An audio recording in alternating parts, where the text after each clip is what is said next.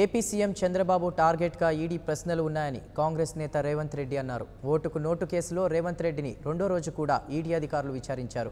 కేసీఆర్ భుజాలపై తుపాకీ పెట్టి చంద్రబాబును కాల్చాలని మోదీ చూస్తున్నారని ఈడీ అధికారులు తీవ్ర ఒత్తిడిలో ఉన్నారన్నారు రేవంత్ రెడ్డి.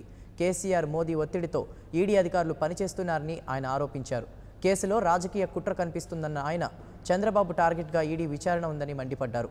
వైఫల్యాలను కప్పిపుచ్చుకునేందుకే హైకోర్టు కొట్టేసిన కేసును తిరిగి తోడారని, అడిగిన ప్రశ్నలే అడిగి వేధిస్తున్నారని ఆగ్రహం వ్యక్తం చేశారు రేవంత్ రెడ్డి. 2015లో అవినీతి నిరోధక శాఖ పెట్టిన కేసును విచారించడం జరిగింది. ఈడీ అధికారులు ఒకే ప్రశ్నను 100 రకాలుగా అడుగుతున్నారు.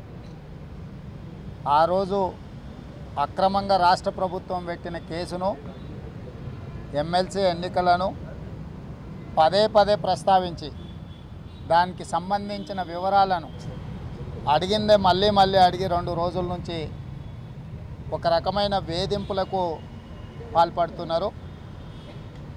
వాళ్ళు వేధింపులకు పాల్పడడానికి కారణం వాళ్ళ మీద ఉన్నత స్థాయి నుంచి విపరీతమైన ఒత్తిడి ఉన్నట్టుగా కనిపిస్తుంది.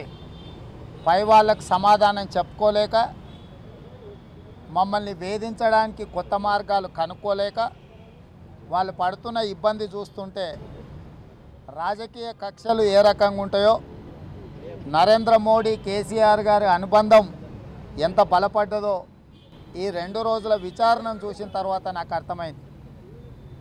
ఈరోజు చంద్రశేఖరరావు గారు తన వైఫల్యాలను కప్పిపుచ్చుకోవడానికి ప్రభుత్వము అచేతనావస్థలో దాదాపుగా నిన్నటి వరకు మంత్రివర్గం లేకుండా సమస్యలను పరిష్కరించకుండా ప్రజల్ని మభ్యపెట్టి మళ్ళొక్కసారి పార్లమెంట్ ఎన్నికలల్లో ఓట్లకు వెళ్ళాలి అంటే వాళ్ళ భాగోతాన్ని బయటపెట్టి మాట్లాడతామని చెప్పి ఈ ఎన్నికల సందర్భంగా.